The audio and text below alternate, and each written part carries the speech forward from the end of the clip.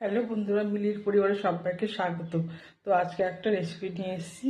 দেখো, এই যে রুই মাছ আর হচ্ছে আলু। তো রুই মাছের ঝোলটা করব পুরো জিরা ভেজে আর চন্দনী ভেজে, বাঙালিদের রান্না, একদম ঘরোয়া রান্না করব। সেটা তোমাদের সঙ্গে শেয়ার করব। দেখতে থাকো, ভিডিওটাকে স্কিপ করবে না, প্রথম থেকে শেষ পর্যন্ত দেখার অনুরোধ রইল। আর এই মাছটা তাহলে আমি এখন রান্না শুরু করবো না, তোমরা দেখতে থাকো।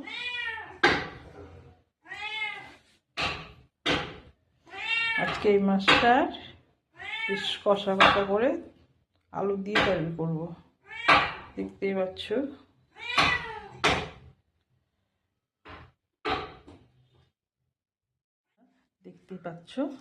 এর মাছে লবণ দেব। মাছে লবণ দিয়ে দিলাম, মাছে হলুদ দিয়ে দিলাম। মাছটা সুন্দর করে মাখিয়ে নিলাম। মাছে লবণ হলুদ মাখানো হয়ে গেল, দেখতেই পাচ্ছ। এই মাছ লবণ হলুদ মাখানো হয়ে গেল। এই জিরাটা দিয়ে দেখতে পাচ্ছ, জিরা অর্ধেক ভাজা হয়ে গেছে। এবার চন্দনটা দিয়ে দিলাম, দেখতে পাচ্ছ। এবার একটু ভালো করে লাল লাল করে নেবো, চন্দনটা ভেজে নেবো। সুন্দর একটা সেন্ট বেরোচ্ছে। মশলাটা লঙ্কাটা দিয়ে দিলাম। আপনারা যেমন ঝাল খাবেন তেমন লঙ্কা দেবেন। এটাতে একটু ভেজে নেব, ভেজে নিয়ে পেস্ট করবো, তাহলে টেস্টটা বাড়বে। পেস্ট হয়ে গেলে দেখতে পাচ্ছ, এই যে ভাজা মশলাটা, ঝালটা সেটা বলবো। আমরা একটু ঝালটা বেশি খাই, ওই জন্য লঙ্কাটা একটু দেওয়া হচ্ছে বেশি। এই যে লঙ্কাটা দিলাম, দিয়ে এবার মশলা করে নেবো। দেখতে পাচ্ছ, জল দিয়ে দিলাম।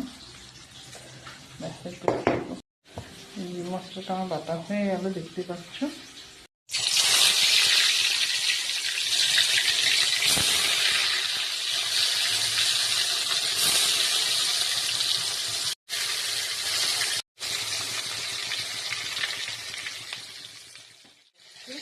লাল লাল করে ভাজবে মাছটা।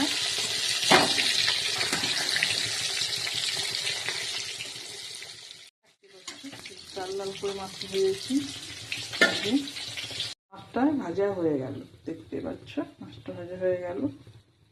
ভাজার তেলে এই যে জিরা দিয়ে দিলাম, দেখতেই পাচ্ছ। পুরো একদম ঘরোয়া রান্না, কোনো কিছু দেবো না রান্নাতে। একদম ঘরোয়া ভাবে, সিম্পল ভাবে রান্নাটা করবো। তেজপাতা দিয়ে দিলাম।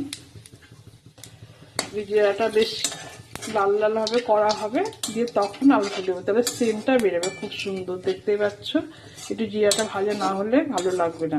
তেলের মধ্যে জিরাটা দিয়ে দিলাম।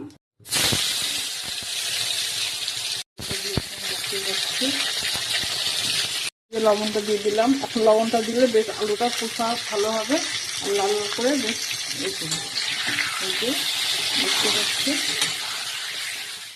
দিয়ে দেবো, হলুদ দিয়ে একটু নাড়বো। একদম ঘরোয়া পদ্ধতিতে রান্নাটা হচ্ছে, কোনো বেশি তেল মশলা কোনো কিছু দিচ্ছি না। দেখতে পাচ্ছ, এটা তোমরা একবার পারলে ট্রাই করে দেখবে। এই যে লঙ্কা আর আদা বাটাটা দিয়ে দিলাম, এতে তেলে পুরো একটু কষবো, তাহলে কষলে কালারটা ভালো হবে। আমি একসঙ্গে কষে নিলাম, আলাদা কষিনি। দেখতে পাচ্ছ রান্নাটা। তো বন্ধুরা, তোমরা একবার ট্রাই করে দেখবে আমার এই রান্নাটা। বেশ আমরা বাঙাল, সেই বাঙালদের রান্নাটা করছি। আমরা শ্বশুরবাড়ি ভর্তি আর বাবার বাড়ি বাঙাল। এটা আমার মায়ের হাতে রান্না, মা শিখিয়ে দিয়ে কালারটা দেখে ভালো লাগছে। এটা একটু ভালো করে কষছি, একটু না কষি। আদাটা দিয়েছি, আদাটা নাহলে গন্ধ হয়ে যাবে। লঙ্কাটা আর আদাটা দিয়ে বেশ পেস্টটা দিয়ে ভালো করে কষতে হবে। যখন তেল ছাড়বে তখন জল দেবো।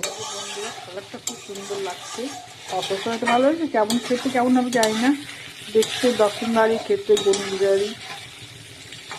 এটা হচ্ছে একদম পুরো বাঙালদের রান্না। আমার মাদের বাড়িতে এই রান্নাটা খুব হয়, আর আমার শ্বশুর বাড়িতে ঘটি, ওর জন্য অন্যরকম রান্না হয়। তো আজকে আমি বাঙালদের রান্না করলাম কেন বলুন তো? আজকে আমি বাঙালদের রান্না করলাম যেহেতু আমার মায়ের রান্নাটা আজকে আমি করলাম, সেটা তোমাদের সঙ্গে শেয়ার করছি। দেখতে পাচ্ছি যে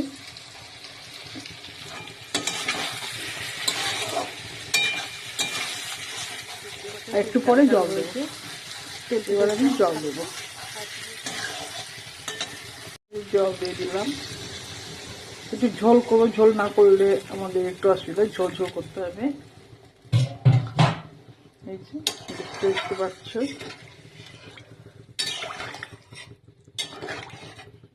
এবার ঢাকা ঢাকা দেবো না, মাছের ঝোলটা ফুটতে থাকুক, তখন তারপরে মাছটা দেবো। আলুগুলো ফুটুক, সিদ্ধ হয়ে যাক, তখন মাছটা দেবো। ভাজা মাছটা ফুটে গেছে, দেখতে পাচ্ছ। মাছটা দিয়ে দিলাম, দেখতে পাচ্ছ মাছটা, ভাজা মাছটা এবার দিয়ে দিলাম ঝোলের মধ্যে। একটু ফুটতে থাকবে,